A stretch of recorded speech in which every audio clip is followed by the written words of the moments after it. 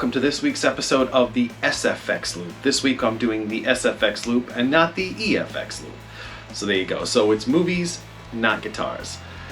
But anyway, before I get started on the episode this week, I want to talk about some just channel related stuff.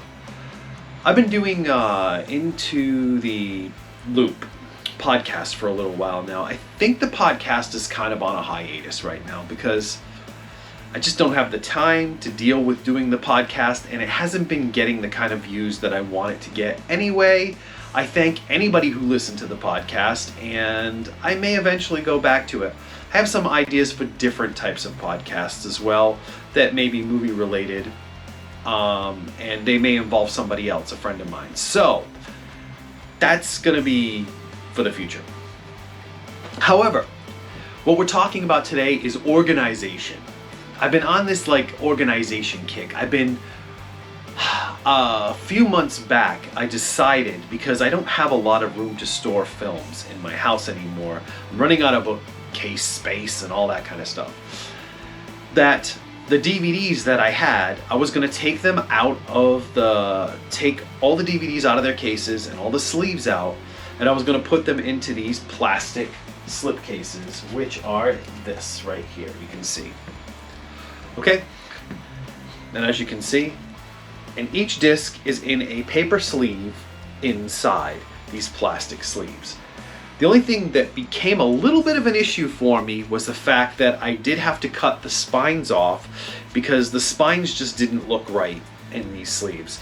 They do sell plastic sleeves like this that the spines will fit. You can fold them down so that the spines kind of fold down on this side. I didn't have those, and I had a million of these, and I made an executive decision, and I decided, you know what, I'm cutting the spines, and that's just going to be the way it is. And honestly, I have a paper cutter that I used, so I think they look rather nice, personally. It's really like a neat way of keeping them. And also, I don't know if you can really see, but over here, I have these plastic containers that I got at a local Staples. They were like $10 a piece, and they're for storing CDs and whatnot. But if you put them in here, you can fit, there's like 200 DVDs in these three cases right here. This is super clean and organized. It took a while to do, don't get me wrong. But I think for me, I found it to be a really cool way to organize my DVDs. In the past, I have used books like these type of things. These booklets, and I had a lot of my stuff stored in these booklets, copies and whatnot. And the only problem that I've had with those books is they do tend to scratch discs after a while. However, having them in these sleeves, like this, let me pull another one out here so you can take a look. Here's one. IFC, The American Nightmare. A lot of these DVDs I've had for years, and to be honest with you, they look nicer in these cases than they did look in their DVD sleeves, because the DVD sleeves are getting scuffed up and they're looking a little cruddy. So these actually look pretty nice. And the fact that you can fit easily about maybe 80 discs per these containers right here. So it's 80 DVDs. Now, if you've ever looked at a DVD shelf, you're lucky to get about 50 on a bookcase shelf going across. So the fact that you can fit 80 of these in one small case is pretty cool. It's pretty impressive. And they're easy to keep. Here, I'll take one up so you can see. These actually come, these plastic cases come with a cover, but the cover doesn't really fit with these. They were called everything cases or something like that at my local Staples. Oh, here we go. They're called Really Useful Box. It's pretty useful. They have handles on them too, so they're easy to move around. If I was ever to have to pack these and move them, I would probably have to lay them flat in there so I could put the cover back on it. However, they look pretty cool as far as I'm concerned. I don't know. I just think it's very neat, and I'm very into organization when it comes to my movies and stuff like that.